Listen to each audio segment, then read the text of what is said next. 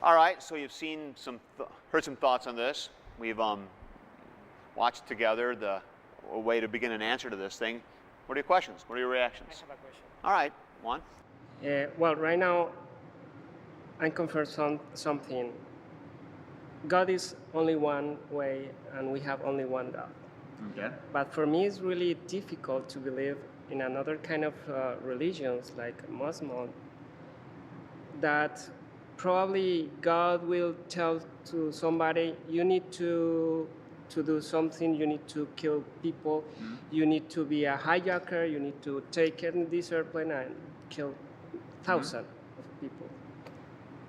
I don't think so that this is one God. For me, it's probably an idol Okay. from them. Okay. But my question is, this is a real God for this kind of people? Okay. Very good question. I think what you're saying is basically reinforcing what I was trying to say, and when I was teaching about this, is that there is one God who is the creator.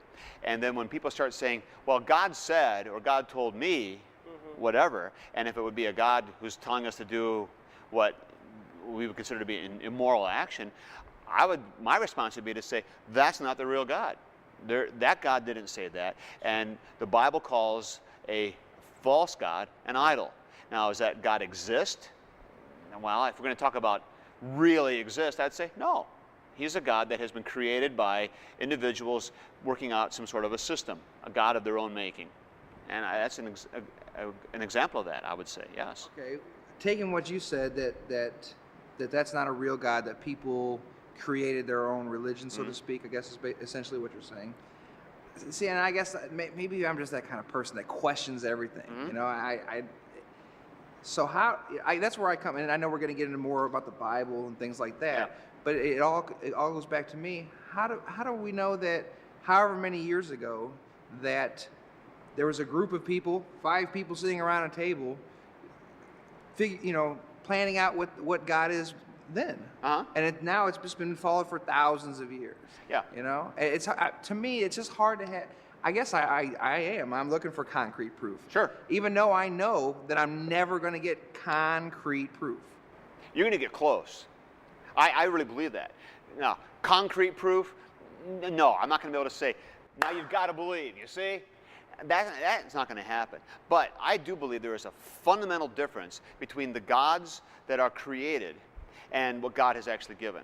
And I hate to always say, wait till next time, but this really does come very clear when we do the third session on Jesus Christ, because that's the thing that makes the big difference, is what you do with Christ.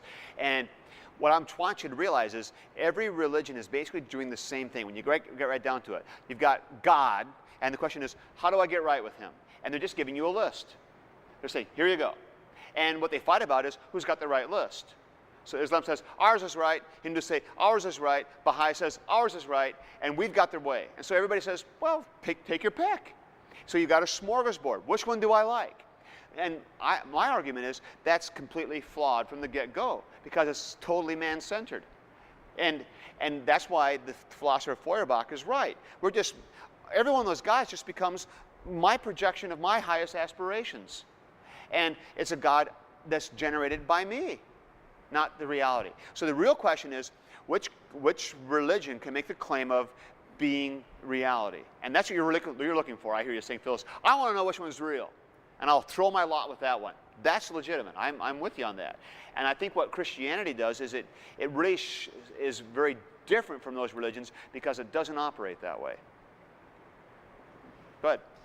Okay. In what you say is flawed, you say that's flawed. How, what do you mean by reality, flawed? Well, to say to pick a God and to live that way. Okay. Yeah, okay. Well, reality is not always reality, in the sense that reality can be viewed 2 different ways. Okay. It's just like to look at this table and I say this is silver, you say it's gray. Okay. Okay. We can argue about that all day. Yeah. Okay. But so what's wrong with someone being comfortable? I know it shouldn't be always about convenience. Right. But you can't live every minute of your life uncomfortable. You can't Agreed. live all the time, even though that may be the right way, that you don't get to pick how your religion or your God. Yeah. then you still have to, that reality could be that to you, that is reality. You're living that religion, you're living under that God, because that is how you view things. You view things your way. You're a pastor, this is what you do. I can believe the same thing, only view it in a totally different way. You make some really profound statements, Phil, more than you even realize. The whole idea of being comfortable with it and it working. I mean, does a religion work?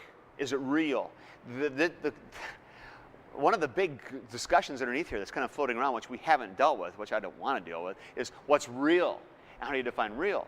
Because Feuerbach would say, is that God real? Sure. It works for you. It's real. And now most of would say, that's not the real I mean. I want to know, is it ontologically so? That's the philosophical term. Does it really have being? Are we talking about what's there or about what I want to be there? And most of us would say a projection of my highest aspirations is a bogus God. We don't want that. But you see, some people would say, if it works for you, it's real, because it clicks.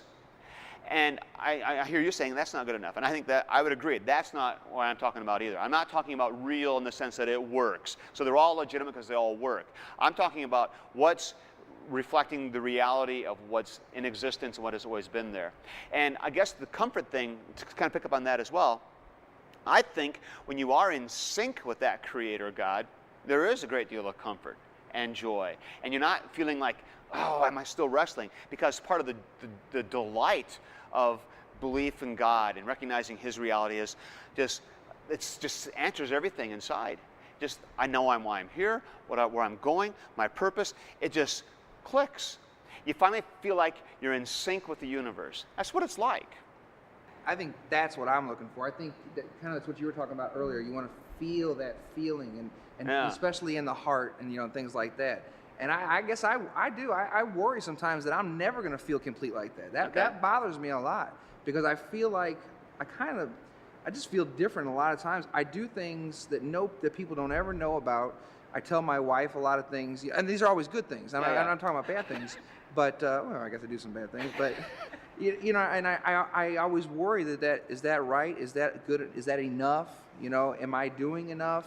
And and I don't even mean in religious ways. A lot of times, a lot of it for me comes down to morally. Is it morally right? Am I doing things that I believe in fate, and I believe in karma big time. I really believe in karma, and I think I worry more about. And I guess I question is that God that I'm thinking about, is He controlling that karma? Okay. If I did this thing today that I shouldn't have done, next week am I going to pay for it, so to speak? Right. Yeah. Those are great questions, Phil. Those are really good questions. I don't know if I want to. You can answer all that stuff. Karma. There's something to the fact that what goes around comes around, and you kind of build this thing up. There's some reality to that. Does that mean God's up there kind of pulling the strings and making it all happen? I don't know if I buy that. I tend to think not. Is God still ultimately in control? Well, sure. And holding those two things together can be, kind of a trick sometimes. But what you're saying, I hear you saying, is you just want to know where you kind of fit in the big plan. And that, I believe, is common to all of us as creatures. We just need to know where we fit in the big plan. And I really believe Christianity gives a profound, simple answer to that. And that's one of the most compelling things about it. And like I said, I don't want to spill all the beans all at once, but when we talk in the next session, that's really what we're going to talk about. And Christ is what this is all about. You see, Christ is not just one more way, one more option. It's a whole lot more than that. And it really sets this Christianity apart, I think. Yes. They have commercials on television of just with the guy talking about God, and what he sees you, he'll do for you. Yeah. He sees everybody, everywhere, every time, And I have a little bit of trouble thinking, how could he possibly see everybody, every minute, every second of the day in the whole world? I mean... that's a good question. And the quick answer is because he's God. But what your question really shows is, I think, kind of a universal problem, and that is we just can't get our minds around this idea of God being God. We always try to drag him down onto our level and make him fit into what we know.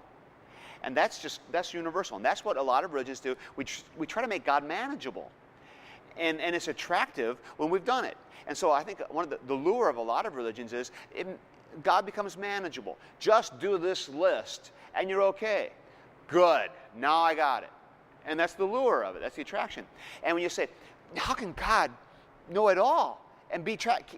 There's 6 billion people. How can he possibly be on top of all that?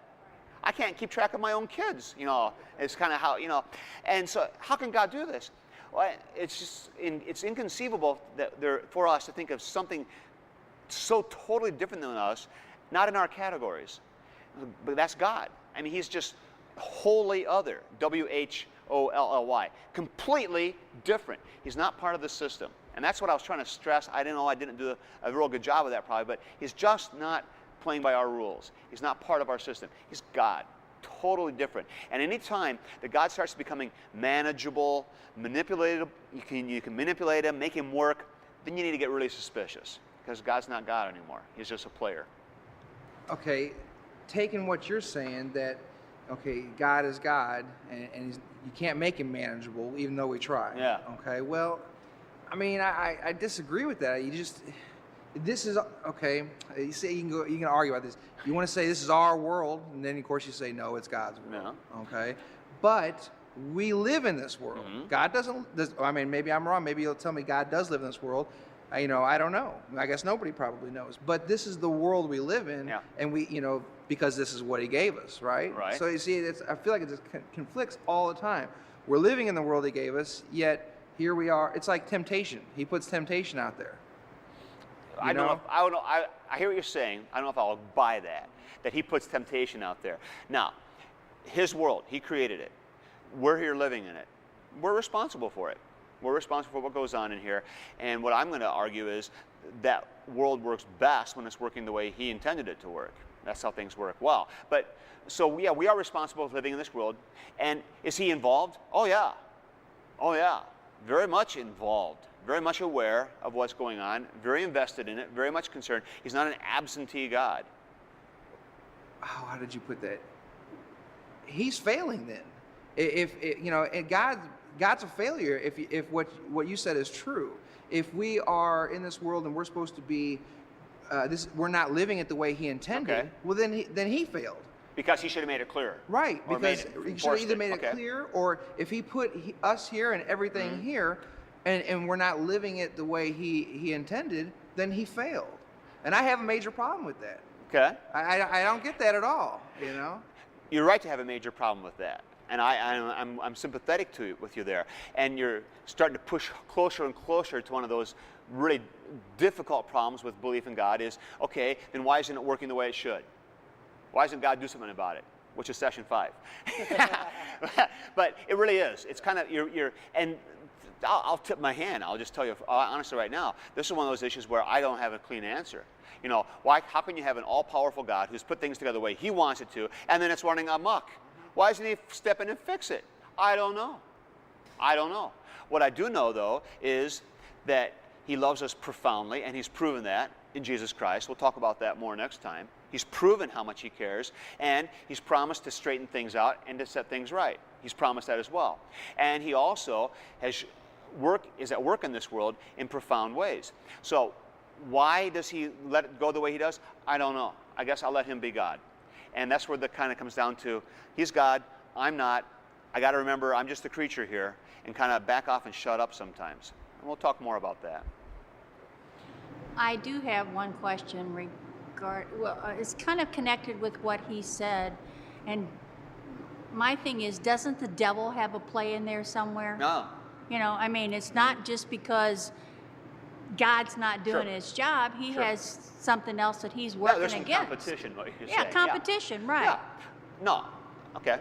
So I just felt that should be thrown in there because it's a big part of it. No, It's not cut and dry. It's not Yep, just yep. God didn't do this and God didn't do that. Okay. The devil comes into play there also. At Yep. least that's what I think. Okay. All right. Linda, you brought up the devil, and you're right to bring him up and to introduce that to the discussion. I would agree. Satan is very real. The devil's not a figment of somebody's imagination. He's not made up. He's real, and he's certainly a player as well. And yeah, his desire is to undo what God has done, and he makes a mess of things very much. Now, of course, the question is, well, if God's God, why doesn't he stop him? Legitimate question, and I don't have an answer for that one right offhand either. I want to clarify one thing, though, is make clear that the devil's not like the equal with God, and it's kind of like they're, head to head. He's underneath. Okay, Phil? Okay, you say the devil and God aren't equal. Yeah. In a lot of ways, you can make an argument that the devil's winning. Yeah, it looks that way sometimes. I agree. It looks that way Sure. every day. Yeah. You turn on the news, Sure. what do they talk about? All the bad things. Yeah. It's depressing to watch the news.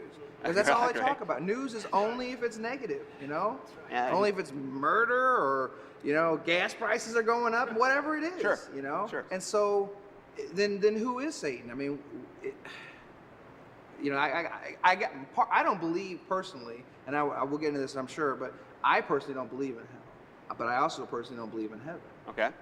It goes back to the karma and fate that I think that you're judged by how you've lived your life, Okay. and not each thing that you do or one day at a time. Okay. I think as a whole. The whole thing. Okay. Yeah, and not necessarily, well, you're 51% good and Uh-huh. 49% bad, or vice versa. But then who is Satan? I mean, you can make an argument that there are people that do things that are questionable, hurting themselves, physical Mm-hmm. harm.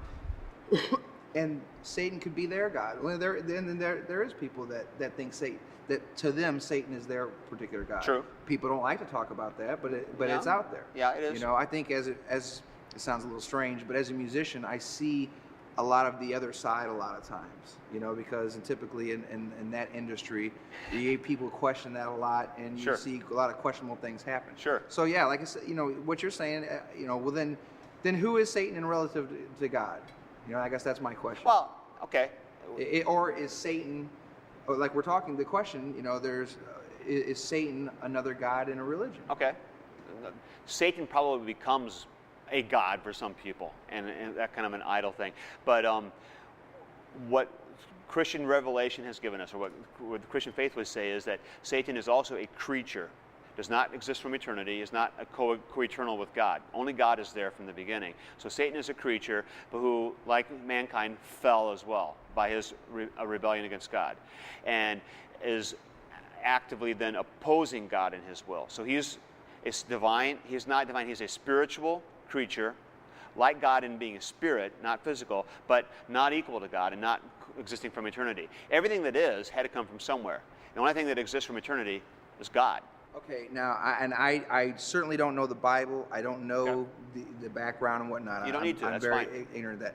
But doesn't it start with Adam and Eve and the apple? And isn't that maybe part I'm of the wrong. story. Is it in that No, part? no. Isn't that Satan coming into play there? Sure. I mean, doesn't that go back to the very beginning? Sure. You know? Beginning of this universe. I kind of wondered that. I thought that you would go that way, but and how do we know that? We only know from what we know from that beginning. That's right. We only know what God has given us. We don't know if this is the second time Earth's been around. That's true. We don't know if there's been other universes. We don't know what God's up to other places. We don't know. There's lots we don't know. I agree with that. Lots we don't know. And so what we know is what we have been given.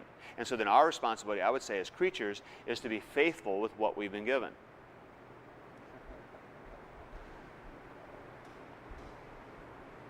Okay?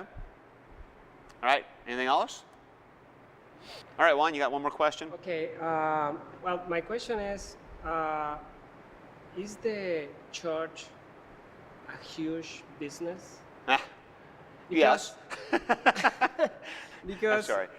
I saw in television and other churches in many places that the churches turn around the money, the business, every time. Someday, I remember something when I went to some church 1.5 years ago. I've been looking for some help to my church in my country. And when I went to ask them about the economic help, they told me, I'm sorry, this is our church, and the help that we're going to bring, it's local. Okay. not international. Yeah. This is my question. Why? Well, okay, Juan, you're asking, is the church kind of a big business? Is it all about money? And I'm totally sympathetic with you, because the church often functions that way, church generally speaking. And there are countless examples. We've all experienced them or heard them, and they're just too many to even get into. And I guess my quick answer to that is, even the good things can become perverted and become twisted, and what is meant to be a good thing becomes a very negative thing. We have a way of messing up just about everything. All right, good. Thanks for the discussion, people. It's been a fun time.